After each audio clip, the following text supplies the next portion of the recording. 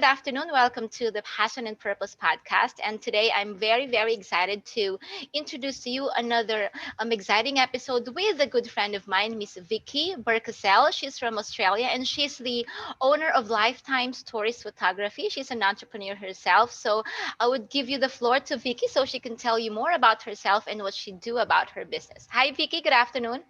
Hello, hello, hello. Thank you so much for inviting me. It's a pleasure, and I'm sure it will be a fun conversation. Uh, Yes, yes. so, I'm the owner of Lifetime Story Photography, which is a home-based studio in Brisbane, and I specialize in maternity and newborn photography. A little bit of family after that too, because it's part of the entire story and the package. But my heart stays with maternity and newborn, so that's what I would love to do for the next 20 years. Yeah.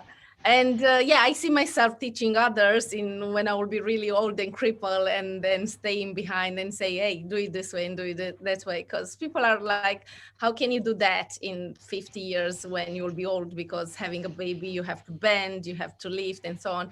But nowadays you can have assistants, you can teach them, you can show them how to mold. You have so many things at your hands, like tables, you can lift them up. And not do not forget that if we do sports and we maintain our body, you can be super ripped and looking great at 100 years old. So, yeah, this is where I stand. I have a home studio in Brisbane. It's in my home. It's sometimes I want to have a commercial space, but I love being at home. I just open one door and I go into the other door where is my studio. And as much as I love people and I love to be in between the people, I do love my space. And especially with this year, with the COVID and everything, having a home studio was like a blessing, you know. And as a business woman, and you have to think what are the costs involved in having a home studio or having a commercial studio, and what are the benefits. So yeah. I think that's the very first thing that interests me when I was following your online adventure because I can see your page, I can see the beautiful, babies wrapping like a burrito. I can see the what do you call it? The back paintings. What do you call it? Backdrop? Backdrops? Yeah, Yes. yeah. I can see that you're really making those backdrops by yourself. You're hand Yeah. painting So them. so what's happening when you get into your passion and you discover your passion, and we lose it in time, or we don't know what's our passion, what's your purpose, and it's a never ending. I'm looking for it, you know. But if you look for it, you'll find it. So you need to try and find it and find it. And I didn't know either until 3 years ago that I really love to do newborn and maternity. I've done photography for my entire life, but not as a paid job or something which I want to do daily. And when you discover your passion, then somehow it's like a field of flowers. You find the flower here and then you go next to next one and then you find another one, and then something bigger opens this field of possibilities, and you find so many things which you can do. And that's how I've started with photography, and then you see other people. And I always drawn, I always drew dresses and painted, but I haven't done it for the past 30 years because I went to a different path, food engineering, which doesn't have anything to do with photography. Still creating, because you create food and different recipe, but wasn't photography. And then when I went into photography, really deep dive, oh, I discovered, oh, stay a moment, I can still paint. And then when the painting came in and I love to do my own backdrops, then you discover that somebody else does something else. And you're like, but I'm good at that too. Let me give it a go. So lots of people are saying, yeah, but that's like stealing the work. And I'm like, no, it's not stealing the work will be to take their product and to copy it straight by straight. But going and seeing something and getting the inspiration and give it a go and then putting your spin on it, that's not stealing. That's That's right. being inspired. And then Inspired. And then you haven't discovered your thing because you haven't explored it. It's like a seed which was uh, put in the ground, but it wasn't, you didn't put the water, you didn't put the ingredients into it. So you didn't know that you have it. And it's something like you don't know until you know. Yes, yes, that's exactly what we're gonna be talking about today, Vicky. Because I want to know what were you doing prior to you discovering that you have this, this knack for photography and newborn and family photography at that. So my background, I'm a food engineer, and I worked as a cheesemaker and a food technologist for the last 12 years. I finished in university as a food technologist. My entire career was spin around food, but not food as a kitchen. I hate kitchen. I hate cooking, but I do like the industrial part. I love the problem solving behind how to make big quantities, how to, with cheese, it's a little bit different because you work with one cheese at a time. It's a little bit more personal. So I still love the hands-on thing. I always love that part, but also I love to see that the products are going in the market and that I was a leader in my team. I was always problem solving. And this is what I'm still doing in my studio. Because I have a home studio, I'm always thinking, okay, how can I hack my studio in such a way that I can make it an easier workflow? Same principle like in food technology. How can you make your process, instead of doing 200 steps to that machine and coming back, how can I make 3 steps and coming, when I come back, I do something else? Or Saves time, yeah. we had a restaurant for 6 years, Italian restaurant. My husband was the chef, and I was on the floor as a waitress. And I was always trying to train my staff. Okay, when you go with the food, you come back with something else. So I was always trying to make them be efficient in their work. And this is the same, the engineering part is still works in me. So every time I do a session, I sit down and I'm like, okay, what's my workflow? How can I construct it in such a way that I can do it better each time? And for me, like when I started photography 3 years ago, I've started, well, 4 years ago, I started with glamour style, glamour and a little bit more sexier mom. And I love that part because I can be sexy. I'm a tomboy, but somehow when I pose somebody, I become this sexy movement and I imagine myself like Cleopatra. And I don't know, maybe in another life I was something else. But I didn't feel it so much. I just, every time after each session, I was like, something is missing, something is missing. And I was part of a group, Surprise Education. That's where I started and learning the entire process of being a photographer. Beautiful education site. And then one of my friends, Romanian friends, she said to me, something, you don't really love this thing. You don't, something is missing, because I was complaining all the time. And in the moment when you complain and you don't find the solution to the problem, it's a problem. You know, it's like you drink the same wine and you're not happy. You know, it doesn't make sense. And she said to me, what do you really love to do? What did you do before doing glamour? And I said, well, I did photograph my son, and I did photograph my friends' babies, and I love that part, but I'm not really sure if I can do this, because it's one thing to photograph and it's one thing to be paid to photograph something, you know, it's the work, it's not the same. And she said to me, well, just give it a go, do 3-4 sessions, do some model calls and see how you feel it. And I was like, yeah, good point, you know, it's like, what can go wrong, you know? And I've done the 3-4 session, and in September 2017, they were basics, okay. And then in January, then I joined more groups and I joined more education. I had no idea in 2017, I had no idea who is the best educator in newborn photography. Nowadays, there is so much you can learn online, so it's no fear that you can't. If you put the time into it, you will find the information easier. No brain, like it wasn't like 20 years ago when you couldn't find something, how to do a house or something like this. Now you learn how to wrap a baby and you'll find the answer. Or Just you can find a take baby. classes. yeah, and find the baby. And even that one is not too hard, because people are coming, they bring them. And this is the annoying part, because sometimes they don't ask the question, like, stay a moment, it's a baby, just ask a few questions, stay closer to the person who is doing that.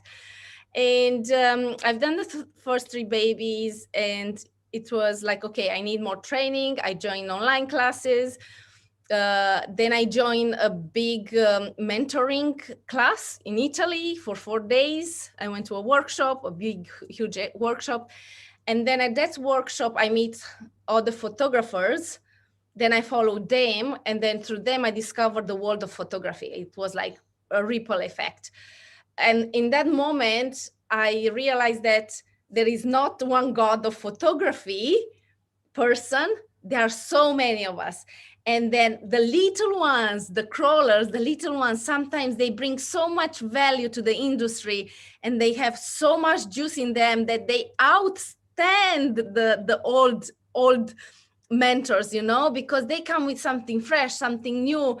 And that was the moment when I said, okay, stay a moment, I don't need to follow one person, and I need to look at more person, and then I need to look into my life.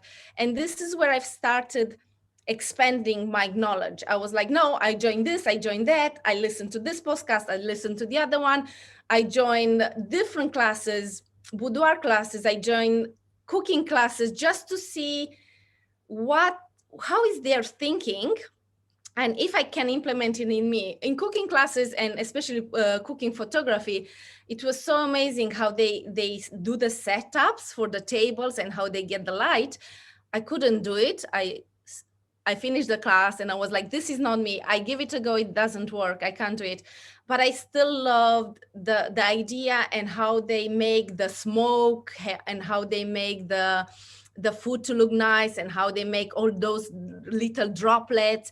So the idea of creating in the back, it was still there. And this is where I learned. I've joined sales group, marketing groups, and it become bigger than me, and it's sometimes it's overwhelming, because you have so much knowledge and you have to take it, and our brain can't take it all in once.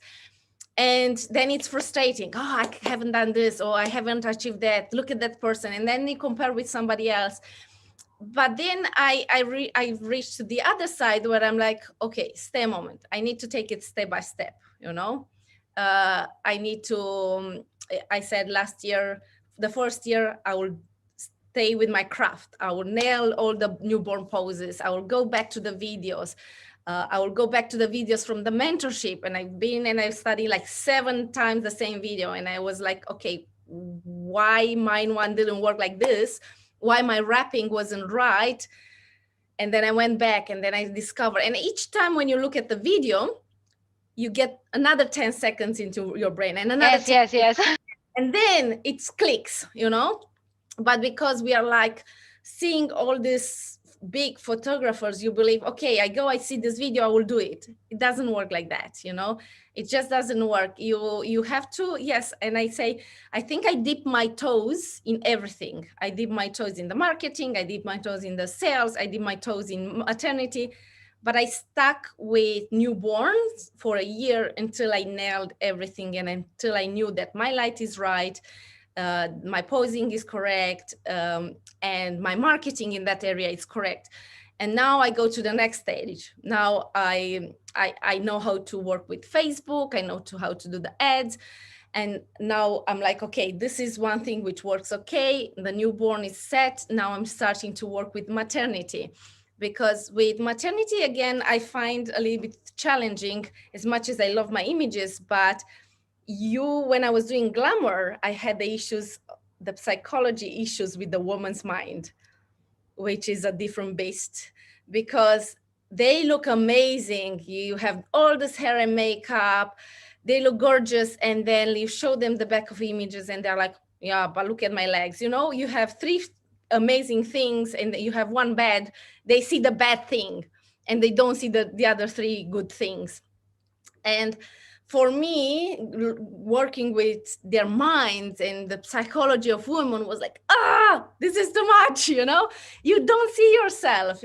And the same thing, like I couldn't see myself, I couldn't see the value, I couldn't see for years that my work is good enough to ask for the money, or my work is good enough to be at the same level with other photographers. I always needed somebody to tell me, here you go, you got an award, now you can charge more. Here you go, you got a clap from this amazing mentor, now you can do something else.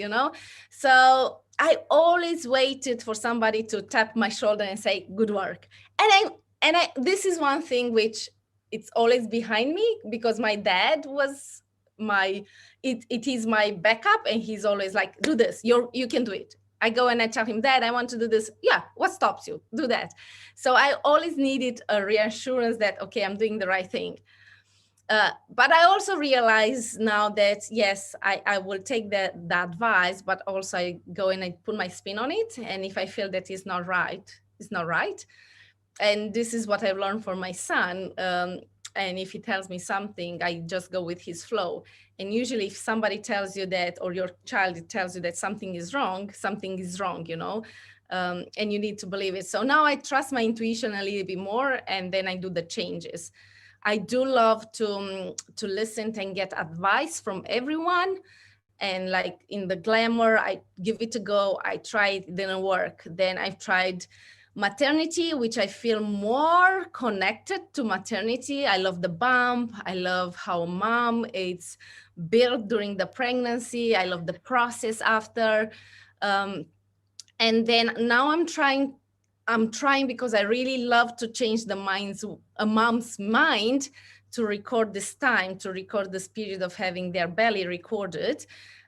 Because the thing is like this, we as moms, we will always have our children in our hearts, and we will remember, but our mind, and sometimes I stay and I'm thinking, how was my son when was a baby? And because we work so much, our minds can't remember those details anymore, or at least me. I'm not sure why. Maybe I need to do something to train my mind more often. But we tend to forget the little details. We tend to forget how beautiful we've been with bellies. We tend to forget that for 9 months we enjoyed all the heartbeats. We forget that we recorded every week the growth of our belly. We forgot that this week we put it a card, it's a watermelon, next week was a peanut, whatever. And you forget this, and then you reach in life when something bad happens, like the child is naughty, or I don't know, he breaks a leg or something like that, and then these memories are the only thing which will take you back and saying, yeah, but it's my baby, is my bond. And even if he goes in Honolulu and he gets a girlfriend there, you still have these memories and say, he's with me forever, look, I have this special bond which will go on and on and on. And now with the new research, it says that the bond between mom and baby goes to the next generation, then, and that the grandmother pass all that bond in between you and the baby. So the photographs, and I'm trying to push moms to do this period of time, because it's so short, and you tend to forget it after that, because other things, they come into your life. And then you have a stage in life when you see somebody else who's done a maternity photo shoot, and you are like, oh, I wish I have done mine. Yes, like I want to get pregnant again when I You saw your can't. your Yeah, you can't. You yeah. can't. It's finished. It's gone. You can't turn back the time. And I always say, look, a phone, you can buy it tomorrow if you drop it in the toilet, and you can buy it in 10 years. Doesn't really matter, But these images, the most important times in your life, you can't turn them back. And the memories and the images will be the only thing which will give you a reminder. I always say, you have about 3 options in life to leave something behind. It's planting a tree, because you leave something for your children, grandchildren, taking care of water as much as we can nowadays, memories, leaving something which in 20, 50, 70 years you your grandchildren can go back and say, this was my grandmother, this was my mother, this is where I got my dimples from. Look at my eyebrows, they look like my dad. Or I was a baby and I was in my dad's hands and I was this That tiny. tiny. And try to fit a baby in here, and then in 20 years say, dad, hold the hands like this. How did I fit in there? Because you can't imagine, was I this small? And you was, but then you grew up like 2 meters tall and you are like, how? And yeah, I'm trying to change mom's minds. Oh, my light has gone bonker. Can you still see me? Yes, yes, better. Trying Still to, beautiful. I'm There, that's trying, better. I'm trying to follow my light. Follow the light. There, perfect. Yes, I'm trying to convince mom to get the opportunity to get in front of the camera in this short period of time, and to forget that thing that, oh, I need something for my kids later. You don't need anything for your kids later besides love and time if you want to give them. That's the only thing what they need. Um, but they will need you later. They will need you to see that you've been in their life later. They will need to see that you've been, and the dads especially, they've been to the maternity process, because it's not only Yes. mom. The kids, they need to see a picture of mom and dad in their home, and when they come in their home, they say, oh, this is my house, this is my parents. I think having a picture of mom and dad on your hallway or your living room is the most amazing thing, and it's something which um, glues the family together. And you see the babies, because I have lots of pictures on my fridge, and they don't need to be professional. Your iPhone pictures day-to-day life are amazing if you stick them here and there, because then the baby and your child will be like, oh, I played in the mud when I was 6 months old, or I've done this with you, or I've done this with dad. And then having a beautiful image of the family on the wall, they will be like, this is my family, this is my legacy, because we don't tend to now, we don't have anymore a logo for the family, how it was before. The Or family crest. yes, we don't have it that anymore. It's lost, because we are quite everyone is equal, or whoever has one is like, oh, look at him, he's pushing it in front. It's like having a car and you bling it. But when you have it in your home, okay, this is my place, this is my home, and it's different. So I'm trying to push moms to get in front of the camera more often, and this year I'm trying to this is my goal for this year, to bring moms and their bellies in front of my camera and record it. Yes, actually, that is your unique selling proposition. Hmm. Because there are so many photographers out there. And I thought before that when you're a photographer, you're a photographer. You can take pictures of anybody, of any event. And I didn't realize that photography has their own niches. I didn't Yes. realize there before back then that you can just photograph, let's say, nature, the beaches, the mountaintops, and then there are photographers that are specialized in weddings. Yes. And with you, your the lifetime no, lifetime stories photography. You had this certain niche that people would really need, families need, because when I told you, remember, I want to get pregnant again because I saw how beautiful those mommy bellies were, and those babies. I want to go back in time, and I wanted to, take a picture of my baby when she was like very little and her dad was like holding her, and I lost that opportunity. And with you, I can see how amazing you feel. I can see the excitement in you. I can feel it right now. I'm from the Philippines, you're in Australia, and we're miles apart, and I can feel your excitement. And that's what I want our audience to feel like, when they finally find that something that would make them feel, do it every day and still not feel, tired, and still get excited. It's there. How did you transition? Are you still working right now, or you're Yes. doing day Yes. job? So I'm still doing my it's kind of starting to be a little bit part-time now. This year at least it will be a little bit part-time because I'm taking one day off, so I'll be only 3 days off in my role, because I want to focus on my sons. He starts school, so I want to be a little bit home with him too. um, and somehow in life you need to do compromises, but Yeah.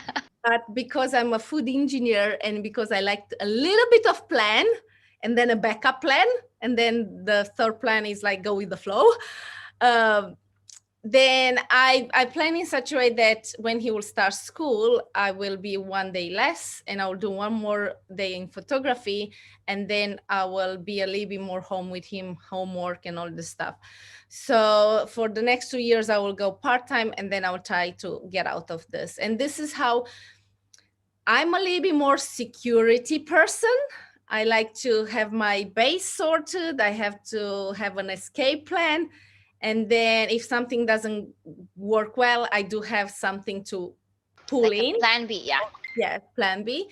And then, yeah, I jump in straight away. I'm like, okay, I've seen this newborn. I want to do that. Okay, how do I do it? How long does it take me? If it doesn't work, what else can I do? So yeah, I'm a thinker and a plan strategist. And then, but also I know that if it doesn't work. It's okay. It's totally okay. Something which I've learned here in South Australia and in the South Asia compared with Romania. In Romania, you have to stick with the same job forever. Sad. Yeah, in Romania, you went as an engineer, you die as an engineer in a food factory or whatever. But here, though, and this is where open your mind. And I always said if I was staying in Romania, my mind will have been like Romanian. A little bit more open now because the borders have opened and we can travel in Romania and so on. But the mentality will have been the one from there, where you go to work, if you like it, you don't like it, you still have to do the job and then go home and so on. But coming here in Australia and New Zealand, because I lived in New Zealand for about 12 years, the fact that a woman can do whatever she wants, that was a big Yes. impact on me. Yeah. And my husband, he's not, hey, mommy. Yeah, sorry. It's okay. Yes, but now let me talk and then. Hi, handsome. Okay, say hi. After this, we can Yes. go to train. Oh, Yeah, say bye. you're Okay, so go. handsome. Ciao, ciao. No more. Go. Go in your room. Ciao, ciao. Okay, say ciao, ciao. Okay, go. Bye. He's dead. Don't let him out. Yeah. It's okay, no problem. He's so cute. I won't edit that, don't worry. It's okay, you can leave it. I don't mind. This is life, you know. And talking about my husband, he's super like, okay, what do you want to do? That. Okay, go and do it. He knows that I can do it and I can do my plans. And he's just behind to give me the okays. And if I need him to do something, change this or break a wall, he does it for me. Oh. Yeah. So we've changed a lot in the studio. So, and the good part that he grew up outside Romania, he's Italian, and he was always pushing, go and do that, because 12 years ago I had no English, no Ingleski, how I like to say. Really? Yeah, no, I when I moved in New Zealand, I didn't know any English. I was a super nice Christian girl. Then we landed up in New Zealand, and then the impact of woman being bossy and the woman being the boss and doing that, it hit me. And I was in those positions when I was a little bit bullied and I really didn't know how to behave. And I was like, I didn't know how to act. And then my husband was like, no, you have to step on, you have to be tough, you need to swear. And then I started. You need to swear. Well, he was like, man, if you don't step and if you're not firm and if you don't say something bad, like they tell you to you, Yes. they will stomp on you. And then I started, and because I work in an environment with men where every single word was the F word, I just engulf it. and then I've changed my job because I was working on the floor with them, and then I've changed my job in the office and I started losing the bad words. I still use them if I have to, but I've learned English, and it took me about, I think, until I moved in Australia, 12 years. 12 years it took me to forget that I have an accent and to enjoy how I hear my voice. Conversing, yeah. Yes. So I've done Toastmaster to be more confident. I Oh, always loved the people, but I was shy. The accent was like, I can't talk. I speak bad English. the accent was great. It makes you look sexy. Yeah, I've heard it only when I came in Australia. So when I came in Australia and the photography world opened to me, and everybody was saying, but you have a beautiful accent, but you have a beautiful accent. Then I said, maybe I have a beautiful accent. And only in Australia, after being in New Zealand, where the people in New Zealand are beautiful, but when you work, it can be a little bit more. And sometimes when you're becoming a little bit in a power role, then people are like picking up on things which Yes. you don't have, especially my accent and my English was the easiest way to pick up. And even now, when I go to a job interview, they come, oh, you know the English. And I'm like, man, I'm a bloody immigrant. Pick up on things like you don't know how to implement this thing. Like, be practical. Don't pick up on my accent. I will never lose it. It's with me forever, you know? That's correct. That's correct. It's you can pick up on things which, yeah, you don't know how to do this project, or you haven't done it right. Proper things, you know? But I'm like, if you pick up on my accent, you're worse than me, you know? You should be above my accent, because an accent doesn't make a person. Yes, it makes it. Maybe it that's me with my accent. You But add the color to it too. exactly. And you can, and I was like, whatever. When somebody picks up on my accent, I'm like, okay, we are at two different levels. You have to really grow and not to pick up on somebody's culture, on somebody's accent, That's right. or the fact that it's a woman or a man. And this is when I hear the people in politics, oh, women can't do this. Wait for it, you know? Uh, And I hate them when they say that. Oh, watch me. and I don't even say watch me. I'm like, wait for it. Just wait for it. Yeah, wait Yeah. for it. You know, I don't even waste my time. I'm like, scroll, move on. You know, it's like, it's waste of my energy. You know, and then when I arrived in New Zealand, in Australia, I discovered that, oh, stay a moment, I can do this. I can have my own business. I can do that. Yes. And then I've joined. It's interesting. And I always say to people, you know, until you find your passion, how do you find your passion? You need to try it. Yes. And I say to my son, he's like, I don't like veggies. I'm like, did you ever try it? No. Then stick it in your mouth and then spew it back. And if somebody tells me, oh, but you don't run a business like that. Did you ever had a business? Did you ever failed at the business? Did you even give it a go to the MLM industry? Because Oh, did you? I did. did. I did. I did. And I did. I tried. It's not my thing. I move on. Yes. I clap the ladies because they are That's doing a right. brilliant job. Yes. Just imagine for somebody to have the guts to call Yes. 20 people and like being Every day. on the call every day and saying, oh, you idiot, or somebody to say something bad. And she Right. still pushes to the next. She still pushes to the next. I'm like, that's resilience, you know, That's it's right. amazing. But also beyond that, she doesn't stay home and it's waiting for the money to come from the sky. She That's is right. doing something. MLM, I don't care. She is doing something. She is running her business, little business, exactly like going and making jam and lemonade at the market. You are doing something.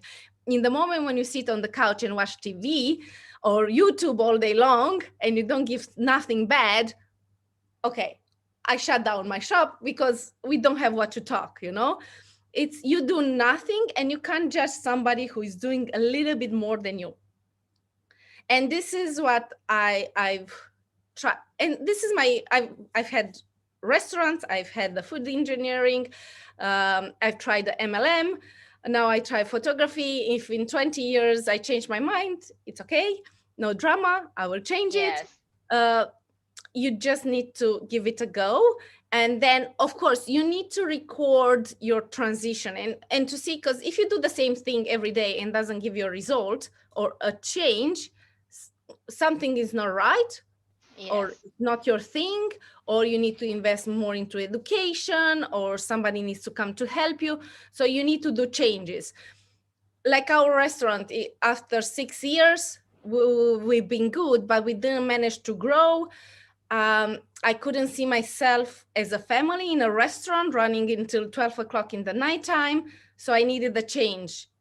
The restaurant teach me so many things. Um, and I said to my husband, we need to change. We need to finish this one because I can't do it. I can't do it with a child, you know. I wanted a family life. So we've changed and we came here in Australia. And then I was like, yeah, I do my food technology part, no problem. And then I discovered that, ooh, I really I love photography all the time. I had a camera since I was 7 years old. But Oh, yeah. And I recorded on our communist times. We weren't allowed to have pictures. So I don't have a life. I don't have pictures until about 5, 6 years old, and I have a handful of pictures 5 years old when I remember the photographer who took my pictures. And that was the moment when I was like, whoa. And then it was the communist regime fall down and we were able to get cameras in the country. And since second grade, I always had a camera in my hands. And I've wow. just recorded documentary style and images from my high school. I've done so many selfies when I was with that camera. And in Romania you were never able to do the selfies or what I do, my self portraits now. So when the quarantine came in Australia with COVID, I was like, okay, I can't shoot, what do I do? I'm like, never done my selfies, I could try it. And then I applied the same technique, the lights, and I've done my selfies. And now people are joking, is like, yeah, Victoria, you really hate selfies because I love them. So then then if everything falls down and I can't do photography, then I will do my self portraits. I will record my traveling stuff. I'll record going to the market. I'll record my son and his journey in life, and I will teach him photography. So if everything falls to the crack, I still have it. I've just Yeah. discovered that with photography, it's never a dull moment, because like with mathematics, you have the numbers and you have the numbers. If you love that, that's your oyster. But with photography, you have the light, you have the shadows, you have so many gadgets which every day can change a picture. Then you have the post editing, which you take one image and you transform it in something else. It's never ending. It's like a And you river can make flowing. videos too. Yeah. Yeah, nowadays if you don't make the video, you don't exist. So it's photography, it's just like a river. And then you can turn the tap a little bit lower if you feel a little bit down and you don't want to do it so much. You can take a break, then you can start again. It's not like an oil which an engine which you have to run it all the time.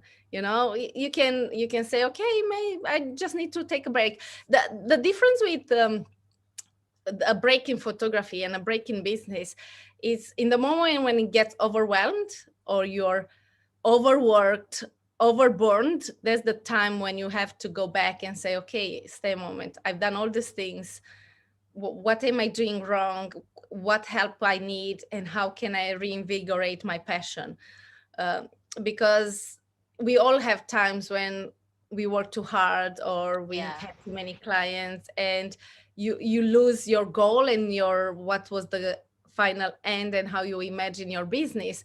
And then you need to say, okay, let's take a break, slowly and rethink and exactly like after COVID, when people in photography, they had to rethink their businesses.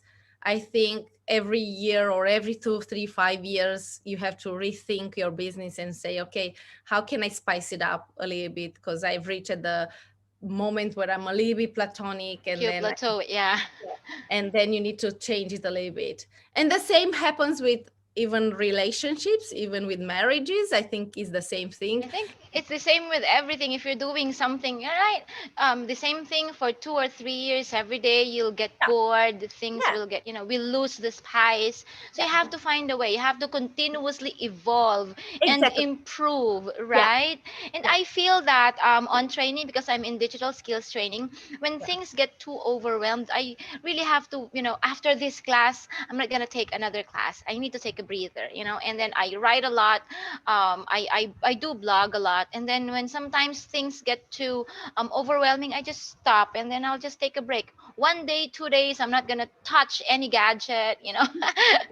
So you just have to do that, because if you don't, you'll find yourself too overwhelmed with everything that's going on, and then your creative juices will dry out. It will start to run out.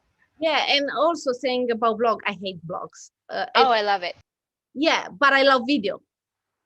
So you And do it, video blogs. yeah, so I have like hundreds of videos on my computer. I just need to work it on them. Um, and and I didn't know this until I forgot about my accent, you know.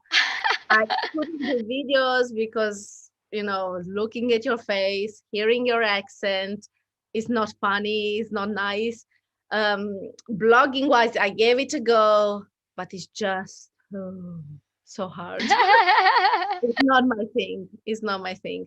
Uh, and this is where if something sucks your energy, and blogs Let it go. my energy, I had to let it go. I just can't do it. I do my videos. It takes me hours and I dread writing a blog. I can talk on the video and I give it to somebody else and I'm like, write it up, give it back to me. I can read it. I can do the correction on it and then flick it back to you and then you can post it. It's just, we just need to learn, especially when we are a small business, we need to let go of things. We can't Yes. do in You can't Romania do everything. we have a word, and I've been the best example of this. And here they say a word, master of, how is it, a master of none. Yeah, Uh, jack of all trades, master of none. exactly. So I've been jack of all trades. I've done everything in my business, and now I'm starting mentoring, and I'm like, yes, I can train you, man, because I've done this. But I don't want to train you how I done it because it's silly. As a newborn photographer, you can't do as a beginning, you can't do your photography perfect and your editing perfect because you fail on both if you don't focus on one. If you focus getting it right in the camera, then ask for help for somebody else to edit your picture and to show you how to do it. Because once that you know how to do it by somebody else, you can improve it every day and find your style. Yes. Because if you focus on both, how I've done, it will take you longer and you spread thin. Okay, I've been a little bit of smart cookies and I paid people to teach me faster because I didn't want to lose my time, and I didn't have the time to lose it because I was working the full-time job. So I paid people. Okay, how do you do? I pay people for tutorial on editing. I pay people. I went for a 4 days workshop in Italy to learn straight how to pose the baby. Of course, I didn't learn everything in that 4 days. I couldn't. That's why I had the videos, and I went back and I studied those videos. And exactly like you in uni, I say I'm a dork and I like to study and I like to write things. It gets into my head better. I like to see them and then to put them in practice. But I need to read that book. Then I go back to the book and then I highlight what I need. Then Cribble, yeah. I take the highlights and I put them in the book and I do a resume. So it are three things which I've done here, and some will be like, my husband will be like, that's waste of time, but that's how I learn it and that's how it sticks Yes. to my head. He's a different learner. He goes, he does it, oh, it doesn't work, dunk, and then he leaves it for many years and oh, now I know. But after or he's looking for that perfection and every day he does a little bit of things and it takes him for 6 months to finish this, and I'm like, that was too long for me. So I'm a little bit like, okay, what can I do now? How can I speed it up? And how can I give it away if I don't like it? But it took me 3 years to arrive to this delegation of the job, and I still don't give away my maternity editing yet. I still hold on it. I still hold the control on that. I gave away my editing on newborn. I show my girl how I edit. She edits in the same way, and I still control that too because I do my colors and I go after her and I check every pictures. I make little adjustments, and I still spend a little bit of time controlling everything, like the QC part. Yes. But at least the bulk I give it to her and I don't have to stress.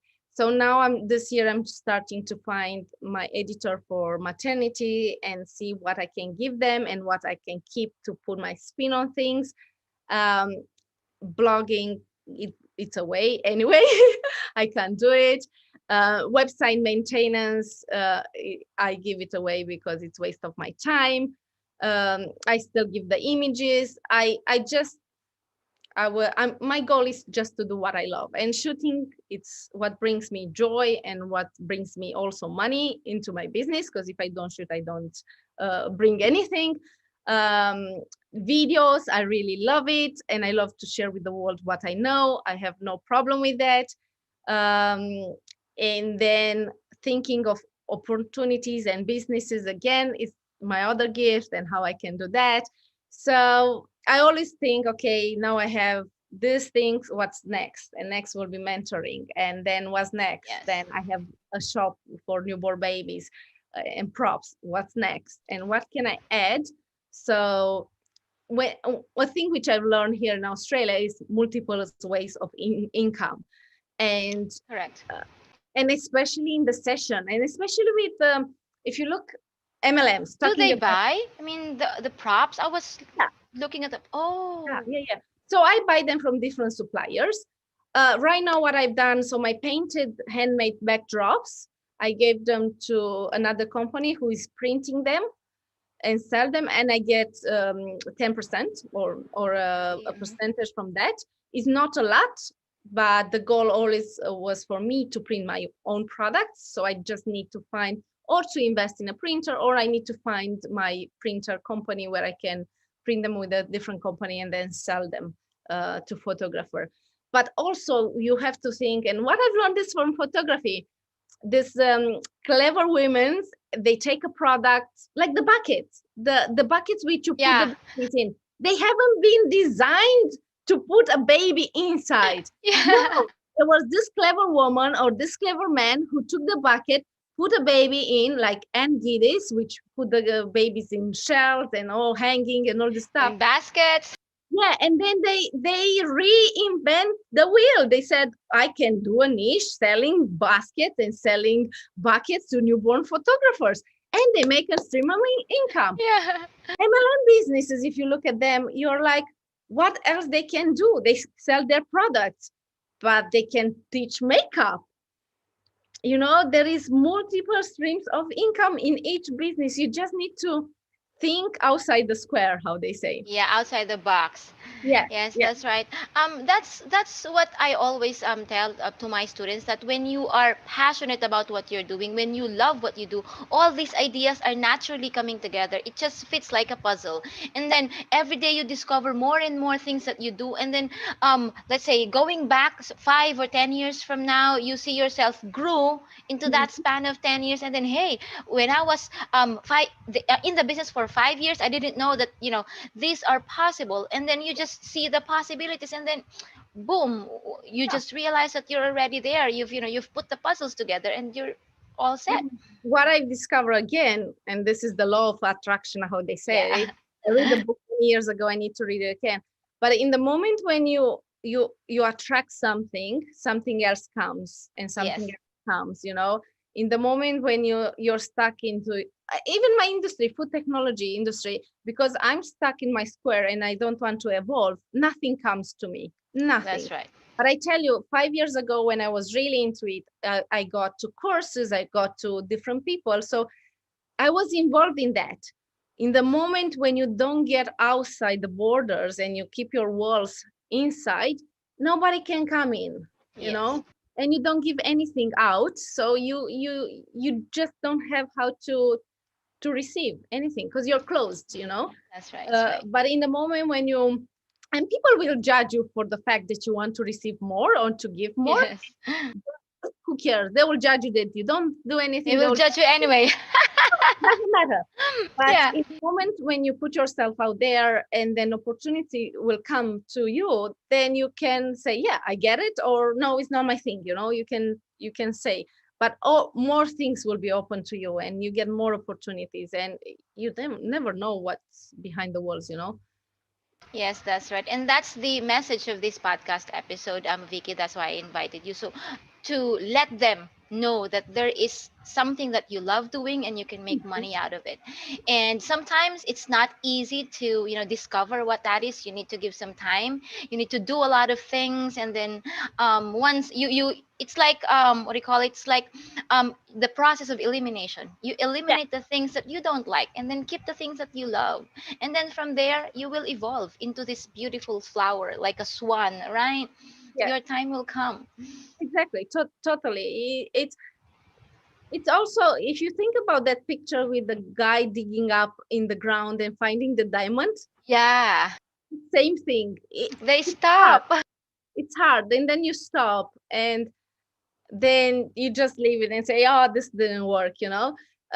But for me, one thing which amazed me, especially in photography world, is that I see photographers which their work is not amazing, but man, they have some marketing skills and sales skills that they put me down, you know. They just give me dust in my face, and that shows you that you just have to hone in your skill, you know. Marketing, sales skills, yes. Yeah, yeah, and you can't survive with that in any day of life if you don't, even in conversation and communication. It's the same thing. If you don't hone into communication and how to market yourself and how to sell yourself day to day, walking on the market, like going on the, if I go to the supermarket, I just go in my trainers and I'm tomboy because that's me, and that's how I market myself. But then in my business I don't do it quite like that, you know. I take my professional side because I know I'm still in my trainers when I do newborns because I can't, or in my Move jeans, around, yeah. yeah, I can't move around and all this stuff. But if I go outside, I don't go and I roll like a soccer player, you know. It's, I'm a tomboy but I'm still a woman, so I, you still need to A market very your, beautiful one at that. Oh, yeah. I've seen your photos, your self portraits. I don't know how you do them. The one with the bike. it, I so love it. it's getting easier now with the technology. 1 year ago, the technology was harder, so I had to spend hours to set up one good picture because Really? the focus was not right. You should see my broom. That was my focusing point, a broom or a stick or something. But now with the eye focus and on the new cameras, it's much easier. You just tap on the screen and you go, and it's tracking you. So it's easier nowadays, and every year the technology will improve, and probably tomorrow you'll be able to clap your hands and the camera will start alone. Oh yes, there's a drone right now that it will follow you even if you're running Yeah, or diving or surfing. It will just follow you wherever you go. yeah. So that's what I'm saying. To, and you know, now with the voice, you say, Alexa, just turn off my Oh lights. yeah. Probably you'll say, Alexa, turn off my camera. Alexa, shoot my self portrait to f.28 or whatever. And it will be easier and easier. And this is where the people are coming. Yeah, but the iPhones are doing the work, such a good work. Can I be a photographer in nowadays? And I'm like, yes, but still a phone doesn't replace your person. Yeah. You know, you can't tell to the iPhone how to put his hand, or yeah, a robot can, it can be constructed, a robot. If you imagine those boots, it can be a robot behind and say, oh, put your hands here, oh, put your hand there. And then you'll be like in the 80s with the hair like this and glamour like that. But the robot, and I can still see one day a robot scanning your face and saying, okay, your best side is this, is not Yeah, this. that one will work. I can see this happening, you know. but the feeling, Yes, it will never be possible for a robot to give you, yes, you've done it right, or put your chin up, beautiful, that's your great point, or turn your head this way, oh, let's put a little bit of wind in your head. They can't do it. They that's will right. never be able to put the emotion into the moment, you know. Yeah, In the moment when you look at the photograph, or the somebody with a great iPhone took an amazing photograph, but when you look to the photograph, you want to think, what do you want to feel?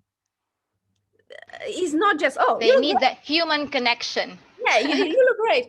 But when you look at the photograph, it should be, oh my God, that day.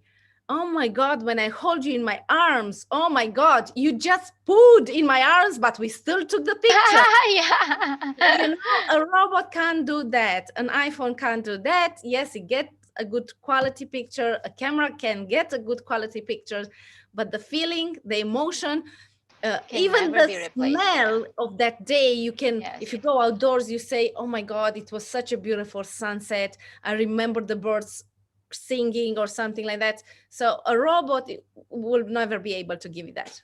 And that's why I That's always say they can bring the entire technology, they can scan your eyeballs if they want, but they will never be able to put the emotion in the pictures as a human contact will be able to do.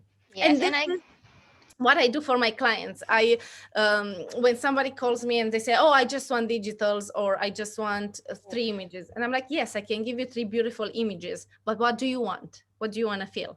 yes. Yeah, it's When you more. look back at the picture 20 years from now, what do you want to see? Yes, and it's more than, oh, I just went to this guy. Or when you go in the malls, you know, there are all these beautiful companies which they do amazing pictures. But man, I don't really want to feel like just that I stood in line to wait, like Christmas pictures, you know, when you go to the Yeah. mall. And I do them for my son because he loves Santa, you know. But I still do his pictures here, and I still do our yearly family pictures because I don't like the feeling. I've been in the communist regime where I had to stay in line for bread from 3 o'clock in the morning to wait for my portion of black bread. I've been there. I've done it, you know. Or now with coronavirus, where people are pushing you in the same path. I don't want to be that person, you know. I don't want to stay in line and wait for somebody to give me a cup of water because this is what somebody says. I want to be free. I want to go to see the water from New Zealand. I want to go to see something else and to do my spin on it. So this is what I offer to my clients. I tell them, what do you want? How do you want to see yourself? It's, yes, it's my skills and I will put my spin around things, but what do you want to feel when you look back into it? If you want to be fast and rushed up, and then you want to go to the supermarket, and then you want to go to a school, that's perfect. Then I'm not right for you. You have to go to that person who can do That's a correct. really big flood of people. You take what you need, you go next. And if that's you, it's perfect. But with me, it doesn't work like that, you know? Yeah. And You really have to find the people, the right people. exactly. Um, yeah, you need to attract them. It needs Yeah. to be coming from both sides. And it's not easy to attract them until you don't know what you want Yes. and until you don't discover, and it's so much work involved until Yeah. you Yeah. arrive to the conclusion that I need maybe only 10 people instead of 200 people. But it takes time, and all this happens only in evolution and happens only in the moment when you learn more about you, you learn more about business, you learn more about Learn people, more about them. Yeah. and you learn more, full stop.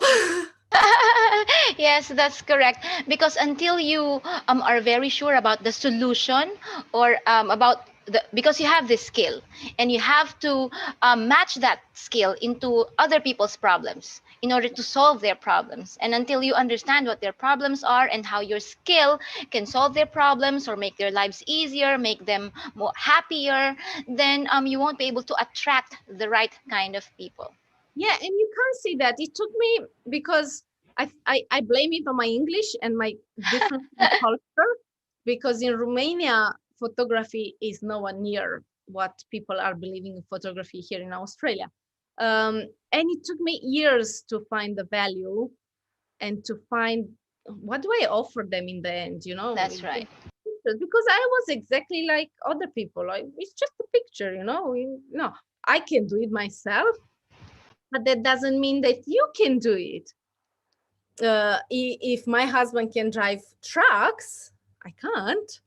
I really can't drive a 12-ton truck. That means I need to hire a company to come and move my furniture or something Yes. like that, or I need to hire him. So until you don't realize that you're in need and that you have something to offer, that's, I think this is the hardest part in business. Finding your value, Yes. it's a lot, and finding your purpose. What's your purpose and what's your solution and what do you offer? And having coming from a different culture, for me was like so hard to find it. It took me like 3 years to find, and not to stress about that. If somebody doesn't hire me, not to be like, I just It heard my, hurts. ah, yes, or, oh, I really need the clients, or I really need the clients, and not to hunt them so much and to grab more of them and to say yes, yes, yes to everyone. So now I'm like, yes, no, no problem, next. Yeah, Yes, yes. but it takes time, and I still have to work on so many things, and sales and marketing, and it's never ending, but It is. it's exciting. Yes, it is. And as much as I would want to keep talking to you, I love what I learned about photography and how passionate you are, and how you discovered that the newborn and family photography is your thing. I hope other people learned as well from this episode. And I know that they will feel your excitement, they will feel your emotion, the passion that's coming from you. And I hope that um, someday we can look back in this episode and maybe do it again for another, for another topic. And I wish you, yeah, I wish you happiness and success in business, Vicky, because I've seen you grow from, like, was it 1 or 2 years ago when we last talked? 2 years ago, yes. Yes, and then I've seen how you were doing social media every day, and I hope that you will just keep on, thriving in business. Thank you so much. Thank you so much, Vicky. All right, bye everyone. Thank you so much.